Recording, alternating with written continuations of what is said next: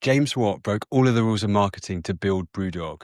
Now he's rewriting them for a new generation of creators. Social Tip is my brand new business that I launched 14 weeks ago, and we are on a mission to democratize influence. We help companies turn their customers into their influencers. James is already working with massive brands like Marks and Spencer and HelloFresh, but I was also interested in how he's working with smaller companies. So my favorite business that is on Social Tip is Coffee Apothecary. Coffee Apothecary is a gorgeous, tiny little independent coffee shop in the village that I live in Scotland. So they started with £200 in their Social Tip account, and they've had amazing people within the local community post about them. I also wanted to understand how he went from craft beer to content creators. I just love building businesses. I am obsessed with building businesses. I love seeing opportunities. I love doing things differently. This is The Business of Creators, where we talk to the creators, founders, and innovators shaping the future of the creator economy.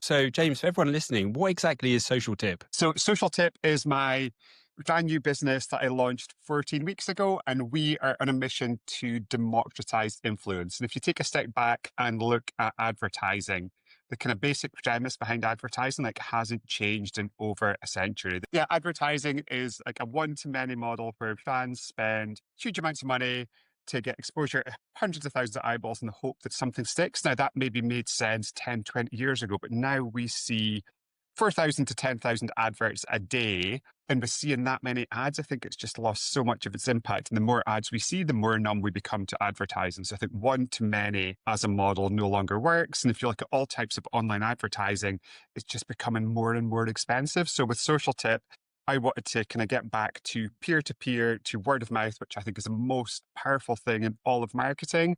So it goes from one to many, which I think is outdated, to peer-to-peer, because at the end of the day, people trust people they know way more than they trust adverts, way more than they trust influencers like my lovely wife. And like that peer-to-peer is just magic when it comes to brand building. So we help companies turn their customers into their influencers. Only been live for 14 weeks. We've got 50,000 users and some amazing brands on the platform so far. So it's been a fun start. I'm excited to get into the detail. Can you explain how does it work sort of step by step for a creator? Yeah, exactly. So when I had the idea for Social Tip, I actually wasn't that excited about the idea because it was so simple. And I thought, hey, surely someone has done this. Surely someone has built this before. And the more research that I did, the more excited I got when I realized nobody's actually done this. Nobody's actually built this. So how this works is incredibly simple. One of our 50,000 members makes a purchase. And at the moment, we're working with amazing brands like Marks and Spencer's, Waitrose, HelloFresh, Perfect Ted, My Protein. So one of our members makes a purchase, and that purchase step is so, so important because that is what ensures this is genuine advocacy. The Social Tip user has spent their own hard-earned money on that product, on that service. They bought the thing. So they bought the product. They post about it on social media, on Instagram or TikTok. We've built a patent-pending AI-based algorithm that works out the value of that post based on reach, likes, engagement, and post quality. They then paid that value is as cash into their Social Tip account. So the average reward is about £5.60. And it just enables anyone to earn money when they post about the things they love online. Brands also get fantastic UGC that they can use across their business. They get hundreds of thousands of authentic views of content from their users. And it works out so much cheaper than any other form of advertising as well. So we are seeing CPMs of about £5. Traditionally, influencer CPMs are £40 or £50. Online advertising CPMs are kind of £10 plus. So massively cost effective. And you're putting money into your customer's pocket. So you're shortening the bond between you and your customers. And your customers get to feel so amazing the fact that you use their brand owner, give them £5 or £10 that they can buy a coffee, a cocktail, a beer, whatever with. So it's good to kind of build that bond and build that relationship as well. So we've got 350 amazing brands on the platform. At the moment, the results have been amazing. Millions of views of UGC, hundreds of pieces of UGC that they can use across their business, great data and insight, also driving a significant amount of new customers as well. So we're just at the very early stage of our journey. I've built other businesses before. It's always difficult building something, especially something that's difficult and disruptive. I'm sure we've got loads of challenges ahead, but we're really happy with how it's gone so far. That's very exciting. And what sort of content are the people on the platform posting? Are they pretending to be creators and influencers, or is it just their personal recommendations or reviews? Yeah. I mean, for me, the authenticity is so key. And like, if you've got 200 followers in a private account, you can use Instagram. And I think what you post needs to be an authentic content to your account. So if somebody with 200 followers starts posting something that looks like influencer content, that's not authentic to them. That's not authentic to their followers. And we've got users with 200 followers and users with kind of 250,000 followers. So the type of content, it depends on the user, and the key thing is that is authentic. But we're seeing lots of video content, lots of nice reels. We're seeing about 70% of our content on Instagram, 30% of our content on TikTok. And we also built an AI content coach. So the AI content coach helps and encourages our users to create the best content they possibly can. And one of the things that's been so encouraging about business so far has been like how high the quality of the content has been. Now, the brand side, what does that look like? How does a brand get set up on the platform? Yeah, so we are delighted to only be 14 weeks in and have companies like Unilever signed up, HelloFresh, Drip, MyProtein, Perfect Ted, Dash, Tala, Marks and Spencers. We've just signed up Asda. We're launching Iceland. On the Beach Holidays are live. So they can get in touch with us. So I'm just James at socialtip.io. They can get in touch with us via socials. But brands can also onboard themselves. You can set up your social tip account. It takes less than 10 minutes. It's as quick and easy as setting up an Instagram account or any other type of social media account. So they can get in touch. We'd love to talk them through it. We'd love to give them more details. Or they can just go to socialtip.io, set up their account, and they're good to go. And you're looking to launch in the US. How do you see the US market being different from the UK? Yeah, I was really excited about the US, and for us with Social Tip, the goal is to hopefully build something that is UK, US, and then expands beyond that as well. US, a huge market for anything consumer, home of markets with kind of huge kind of budgets and lots of advertising. But I mean, that is all changing. So we want to be part of that change. We want to be part of this wave that we see this as the new way to advertise. We see this as a way to advertise far more cost effectively and authentically for the world that we live in today and build community. And community is always so key to consumers. So our US beta started yesterday. We've got 10 businesses and about 500 users in the US. It's very early days, but we're excited to be going and having some fantastic conversations with some fantastic US brands. And a lot of the businesses that we work with in the UK also operate in the US, and they're excited to partner with Social Tip in the US as well. Nice. And are there particular verticals like fashion or food or beauty or any others that work particularly well with the platform so far? I mean, one of the really exciting things about Social Tip so far is it's almost agnostic as to vertical, but also kind of agnostic as to the size of the business as well. So my favorite business that is on Social Tip is Coffee Apothecary.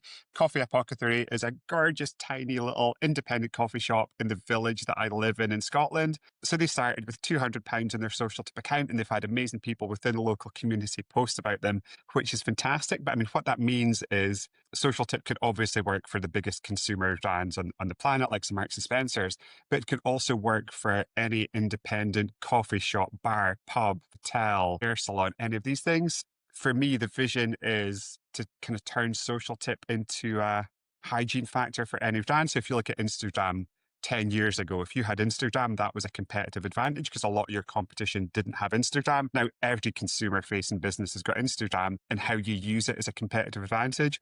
Hopefully, we can build something where every consumer brand has Social Tip to reward their customers to build community, and how they use it becomes the competitive advantage. So that's what we'd love to do. And yeah, let's see if we can do it. So there's no minimum size for a brand to be using the platform. No, absolutely not. I'm in tiny independent coffee shop, and they've had fantastic content, fantastic results, a kind of great return on investment. So it can work for tiny little startup businesses. And we're also in conversation with some of the biggest consumer goods businesses on the planet. I love that ambition. The obvious question, you've had so much success with BrewDog. Why did you decide that the next big move would be in the creator economy? Well, I just love building businesses. I am obsessed with building businesses. I love seeing opportunities. I love doing things differently. And I obviously love the business that I've built with BrewDog. We make and sell 1 million cans of beer a day, which is fantastic. And I co-founded that business and ran it as a CEO for 17 years. And for me, I always wanted to build multiple businesses over the course of my career. And kind of all my heroes are business people who've built kind of more than one fantastic business.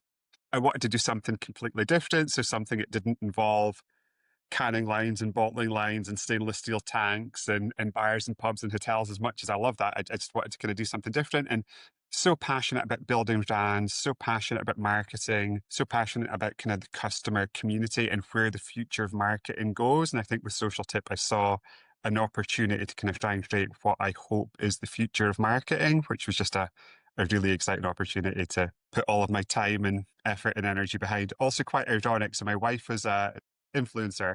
So I've launched a business which, if successful, might just put my wife out of a job, which is a fun conversation around the dinner table. And BrewDog became so famous from like stunts and that bold marketing. Do you have similar plans with Social Tip? I think Social Tip is so different. It's a question I get asked a lot. And I think BrewDog was of a time and of a place, and it was a movement. And I think that playbook was phenomenally successful for us. And I drove a tank through the streets of London. I threw taxidermy cats out of a helicopter over the Bank of England. We made a beer at the bottom of the ocean. We projected ourselves naked on the House of Parliament, and all of that was amazing. But like Social Tip is a very different business. And how I speak about it to the team is like Social Tip is not the hero in any Social Tip story. The hero is the fantastic partner brand and the user that we have. So the hero is, yeah, let's say it's Strip, or it's Delicious like Ella, or it's Perfect Ted. And then it's the user who's kind of creating that content, who's posting. So Social Tip exists to facilitate that. So by default, if we're not one of the heroes in the story, we can't be as loud, we can't be as in your face, we can't be as evasive. And we have to kind of build that amazing marketplace and facilitate that. So with Social Tip, all the innovation in marketing and brand building comes with what we do, with what the offering is. And then we just look to kind of create the platform for the fantastic users that we have and the fantastic partner brands that we have to kind of really shine. So we are the supporting act as opposed to the main act in this one. Makes absolute sense. And what does the next 12 months look like with the business? Well, I mean, it's a startup, so lots of challenges, lots of firefighting, hopefully lots of opportunity, lots and lots of hard work. And for us, we're just excited about what we've done so far. We've put £150,000 into people's pockets for creating content, which is really good. We've delivered exceptional return on investment in terms of views and reach and engagement. So we just want to continue and kind of see how far we can take this. So we've got the US launch coming up. We've got some amazing new brands launching in the platform soon. So we just want to kind of spread the message and get more and more people excited about Social Tip and get more and more partner brands who want to turn community, customer engagement, and brand love into a competitive advantage. How do you think about sort of regulation and how that might sort of evolve in the influencer marketing space? Yeah, I mean, it's a really interesting question, and we're seeing some changes. It doesn't just impact influencer, but the kind of HFSS regulations, the kind of high fat, salt, and sugar, and which come in place in the 1st of Jan, which is going to lead to the biggest seismic shift we've ever seen for snacks and candies and sodas and kind of all these businesses. I think with Social Tip, what we're doing is kind of so different and so new. It's kind of tough to find kind of where we sit within the regulations. And we use ad on all of our posts. So we're kind of completely compliant with everything. And I think any regulations that changes, I'm sure we'll find a way to comply with that and work with that. And with businesses, I always think it's the kind of key things to focus on what you can control. So things like regulation we can't control. So anything that happens, we'll deal with that. And I'm sure we'll deal with it well. And we'll just kind of continue focusing on things which we can control, which is the tech, the technology, and how we engage our fantastic community. Well, it's been great chatting with you and learning about it. One final question. Have you got any sort of advice for entrepreneurs that are thinking about building their business? Yeah, I just think there's never been a better time to build a business. And that might seem quite counterintuitively, might seem quite counterintuitive because the UK is going through a tough time economically. The UK has got some challenges, but I just think like things are changing so quickly with technology, with AI. Like what AI enables anyone building a business to do now is absolutely phenomenal. Like someone can do something in an afternoon that would have taken 2 months in a team of 5 people. And I think that speed of change is only going to accelerate. So I just think it's a phenomenal time to be building. If you're launching anything, you have to be an expert in AI. You have to be an expert in all the AI technology that's coming out. You have to be able to leverage that to your advantage. Now, that's not just kind of throw your faith behind it blindly. Obviously, you've got to kind of question it and stuff, but it's just so powerful, can give you so much impact, can make you go faster and kind of help you build something better. So even though the UK, I think, is challenged at the moment, I think it's just an exciting time to be building something. And if you're setting out on a journey and building something, you've just got to realize from day one, I mean, it's going to be difficult. You're going to get kicks and knockbacks and setbacks, but that is just part of the journey. And it's always the difficult thing that adds the value. So you should kind of wear those kind of battle scars as a badge of honor and know that The fact that you've kind of done those difficult things means it's going to be difficult for your competition to do them. And it's like those difficult things that build something amazing and adds the value. Excellent. Well, very wise words there. Thank you for joining us. And I'm really excited to follow the journey of Social Tip. Cool. Thanks so much for your time today, Ian. Fantastic to chat, and I will speak to you soon. Thanks for listening to The Business of Creators. I've got some big guests coming, so be sure to subscribe so you never miss an episode. Now, if this is your first time listening, I'm Ian Shepherd, co-founder and co-CEO of Electrify Video Partners. We invest in large, established creator businesses to accelerate their growth.